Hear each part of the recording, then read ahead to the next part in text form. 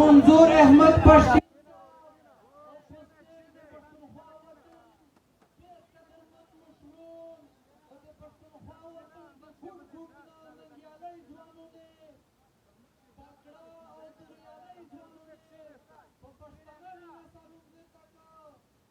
السلام علیکم ورحمۃ اللہ وبرکاتہ.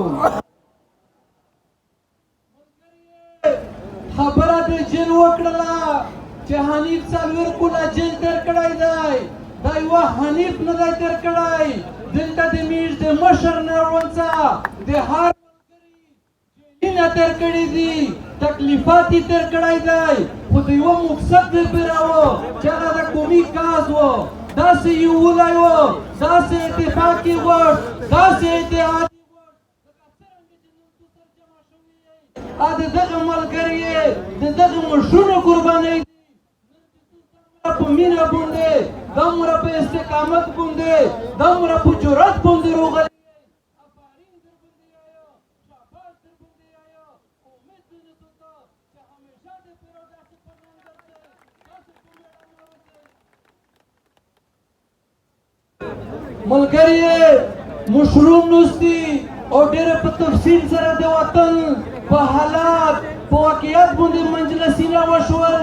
د میشتوس په وطن باندې د ډېر وخت نه جنګ شوی دی، خو د جنګ څه داسې نه دی چې د اسلام دی یا د دغه وطن دی یا د دغه خورې سره څه تعلق دی.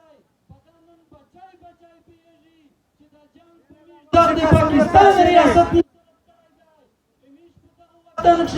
چې څومره ځوانان شهیدون شول، څومره مشرون شهیدون شول، څومره غبرګودۍ وشولې، د اسلام په نومه وشولې، د امن په نومه وشولې.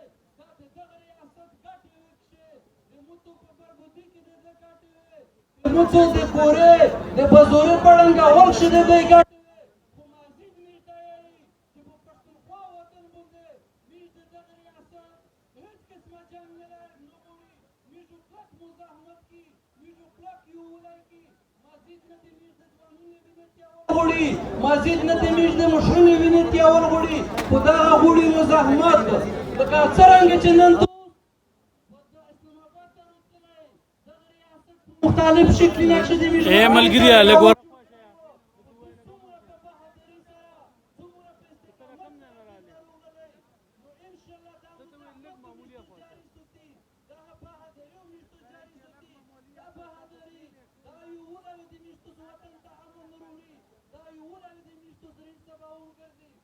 ملګري مشرون نوستي تفصیلي مجلس نه درته که، خو یوه خبره ده چې میشتوس نن په دا ټول ملګري پوهېږي چې په دغه وطن کښې عارف افغان چا شهید که؟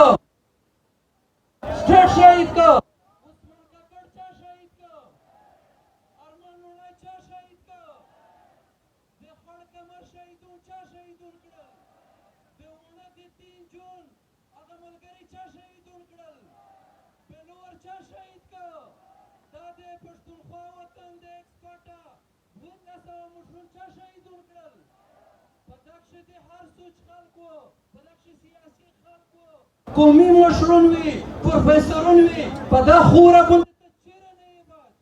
بیا چې یو میشتوس په دا باندې پوه شوي وي چې دا هر څه ریاست شهیدون کړی دي، په موږ په وطن کښې هر څه ریاست کړی دي، بیا په چار ده چې میشتوس یو شي، میشتوس په اتفاق شي، میشتوس په اتحاد شي.